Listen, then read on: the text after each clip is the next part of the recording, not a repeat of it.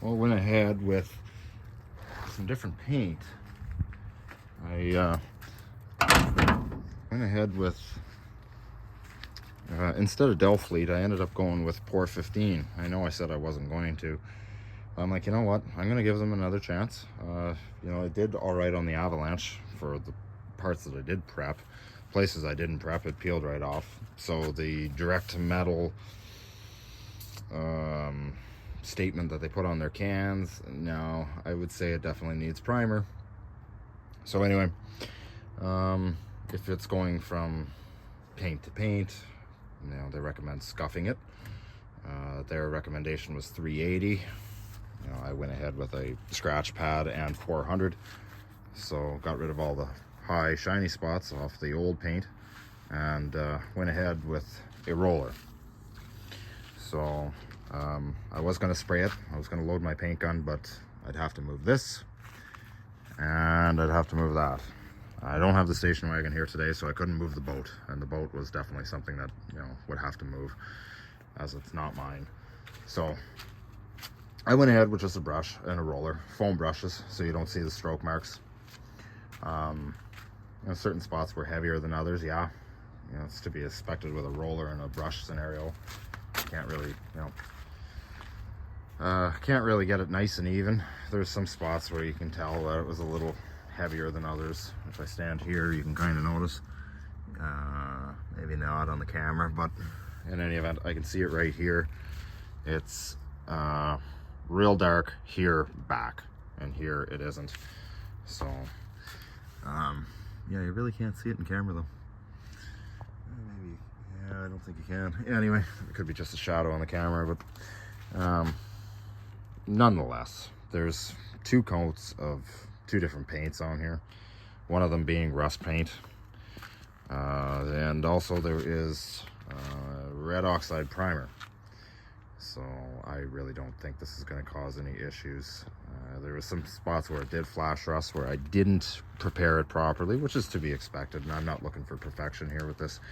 So I ended up just painting what I could, and the rest I am just, after everything's said and done here, I'm just going to get a couple cans of Crown undercoating, and I'm just going to spray it with that. Probably get it in an aerosol can. I was going to get it in like a quart, and probably load it in a Schutzgun and just spray it, but I think I'm going to just use aerosol, because really in hindsight there's not a lot here to spray. Or I might end up trying that wool wax stuff, which is basically fluid film. You can get it in black, or you can get it in the traditional yeah, stuff like that. So the next step will be, before it gets too cool, I want to get the painting done. I want to get that box done. That's where I ended up getting a gallon of Pour 15, because that is going to take a lot of paint. The frame, not so much, but I mean, there's a lot of area to cover there. So I got a gallon of it. It cost $200, so I'm going to end up using it. Majority on that. The frame isn't going to use that much. I still got to take the fenders and everything off of it. If I can get the frame, the chassis done, and that, and if I can get a fuel tank in here in order to get the box back on, that's good enough for now. Yeah. So anyway, yeah, so I stuck those back on there. It's dry to the touch. The back of the can says between 2 and 72 hours. Fully cure after 72, I believe. So I'm going to leave it like this. I know we got quite a bit of heavy dew in the morning, but I think it'll be okay. So yeah, it's dry to the touch. It's not tacky at all. I can rub my hand right across it, no issues, you know. So nonetheless, I'll just leave it be now. So that'll be top coat. I'm not doing any more with that. The leaf springs will be next. I'm going to try and take them out. I'm going to use that engine hoist over there, or maybe a couple jack stands. I haven't decided yet. Maybe both, just to be safe. I'm going to take the rear axle out. The U-bolts are quite thin and crusty looking, so I'm going to change them, and probably the backing plates. This probably won't be this year, but I'm going to at least do the U-bolts, because those are dirt cheap, and do the rear axle. So yeah, I'm gonna yank all that out of here. I gotta disconnect this cable, which surprisingly it works. And yeah, we'll disconnect it. I actually should spray that before I leave. And we'll paint the rear axle and then shove it back under there, put new U-bolts. My mechanic was here. He said he didn't have too much of a concern with the leaf springs. He asked were they broken, and I told him no. He got out, he looked at them, he's like, you know, they'd be all right. So they're thick. It's just they're really ugly looking. Like, that's a lot of yuck. Anyway, so I'm sure some people would replace them. I'd replace them too, but it's kind of a budget build.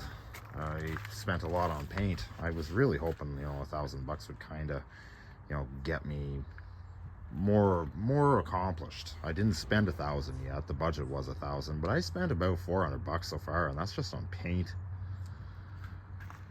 You know, I have all the supplies I need. It's just time in order to do it. But still, like, I mean, the paint, the primer, all that, it's not cheap either anymore.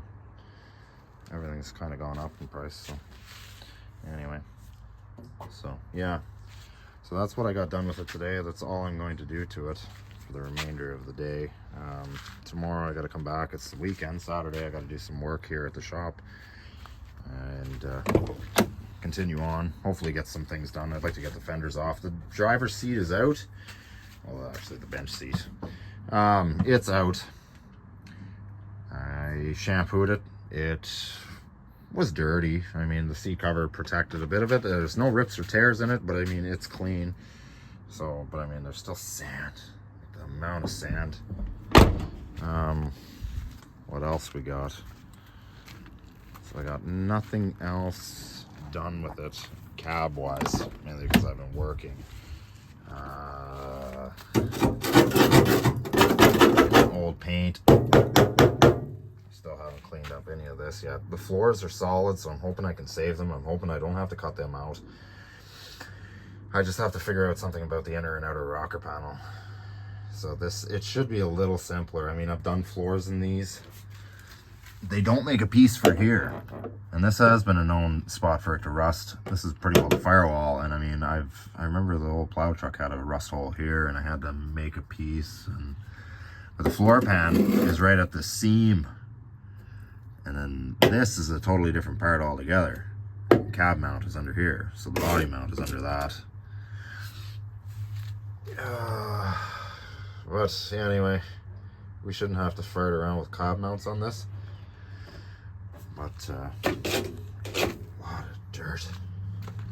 Anyway, so a lot of excess nonsense here. Got some dryable sealer.